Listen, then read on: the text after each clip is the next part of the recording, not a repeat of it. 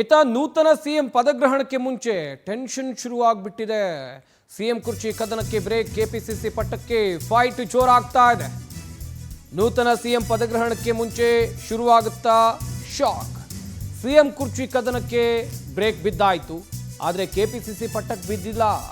KPCC ಪಟ್ಟದ ರೇಸ್ನಲ್ಲಿ ಸಾಹುಕಾರ್ ಸತೀಶ್ ಜಾರಕಿಹೊಳಿ ಇದ್ದಾರೆ.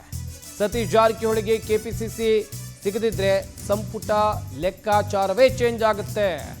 DCM ಸ್ಥಾನ ಎಸ್ಟಿ ಸಮುದಾಯಕ್ಕೆ ನೀಡುವ ಅನಿವಾರ್ಯತೆ ಕೂಡ ಬರಬಹುದು ಕಾಂಗ್ರೆಸ್ ಪಕ್ಷಕ್ಕೆ.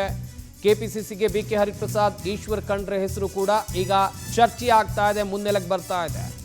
ಒಬ್ಬರಿಗೆ ಒಂದೇ ಹುದ್ದೆ ಸೂತ್ರಕ್ಕೆ ಬೆಳಗಾವಿ ಸಾಹುಕಾರ್ ಒಪ್ತಾ ಇಲ್ಲ. ನನಗೆ ಸಚಿವ ಸ್ಥಾನವೂ ಬೇಕು, ಹಾಗೆಯೇ ಕೆಪಿಸಿಸಿ ಅಧ್ಯಕ್ಷ ಗಾದಿ ಜೊತೆಗೆ ಮಂತ್ರಿಗಿರಿ ಕೂಡ ಬೇಕು ಅಂತ ಸತೀಶ್ ಜಾರಕಿಹೊಳಿ ಹೇಳ್ತಾ ಇದ್ದಾರೆ. ಹೈಕಮಾಂಡ್ ಸೂತ್ರದಿಂದ ಸತೀಶ್ ಜಾರಕಿಹೊಳಿಗೆ ತೀವ್ರ ಹಿನ್ನಡೆಯಾಗಿದೆ. ಏನ್ ಸೂತ್ರ ಅಂತ ಹೇಳಿದ್ರೆ, ಒಬ್ಬರಿಗೆ ಒಂದು ಹುದ್ದೆ. ಇತ್ತ ಹರಿಪ್ರಸಾದ್ ಜೊತೆ ನಿಯೋಜಿತ ಸಿಎಂ ಡಿಕೆಶಿ ಸೀಕ್ರೆಟ್ ಮೀಟಿಂಗ್ ಮಾಡಿದ್ದಾರೆ. ಸತೀಶ್ ಬಿಕೆ ಹರಿಪ್ರಸಾದ್ ನಡುವೆ ಶುರುವಾಗುತ್ತಾ ಅಧ್ಯಕ್ಷಗಿರಿ ಫೈಟ್.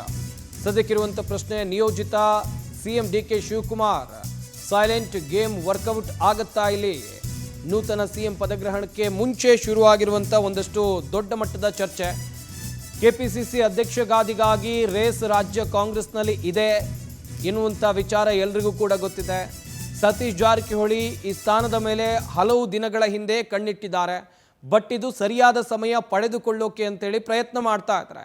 ಹೈಕಮಾಂಡ್ ನಾಯಕರಲ್ಲಿ ಏನು ರೂಲ್ಸ್ ಆಗಿದೆ, ಏನು ನಿಯಮ ಆಗಿದೆ ಅಂತ ಹೇಳಿದ್ರೆ, ಒಬ್ಬರಿಗೆ ಒಂದು ಹುದ್ದೆ ಅಂತೇಳಿ, ಒಂದ ಮಂತ್ರಿ ಆಗಬೇಕು ಸಂಪುಟದಲ್ಲಿ, ಇಲ್ಲ ಅಂತ ಹೇಳಿದ್ರೆ ಕೆಪಿಸಿಸಿ ಅಧ್ಯಕ್ಷರಾಗಬೇಕು, ಎರಡರಲ್ಲಿ ಒಂದು ಎನ್ನುವ ಆಪ್ಷನ್ ಸತೀಶ್ ಜಾರಕಿಹೊಳಿಯವರ ಮುಂದೆ ಇದೆ ಎನ್ನಲಾಗ್ತಾ ಇದೆ. ಬಟ್ ಇದಕ್ಕೆ ಸತೀಶ್ ಜಾರಕಿಹೊಳಿಯವರು ಒಪ್ತಾ ಇಲ್ಲ.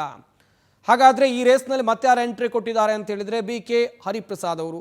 ಬಿಕೆ ಹರಿಪ್ರಸಾದ್ ಅವರು ಕಾಂಗ್ರೆಸ್ನಲ್ಲಿ ಪ್ರಭಾವಿ ನಾಯಕ, ಹೈಕಮಾಂಡ್ ನಾಯಕರ ಜೊತೆಯಲ್ಲೂ ಕೂಡ ನಿಕಟ ಸಂಪರ್ಕವನ್ನು ಹೊಂದಿದ್ದಾರೆ. ದೆಹಲಿ ಅಂಗಳದಲ್ಲೂ ಕೂಡ ಗುಡ್ ಕಾಂಟ್ಯಾಕ್ಟನ್ನು ಹೊಂದಿರುವಂಥ ವ್ಯಕ್ತಿ ಬಿಕೆ ಹರಿಪ್ರಸಾದ್.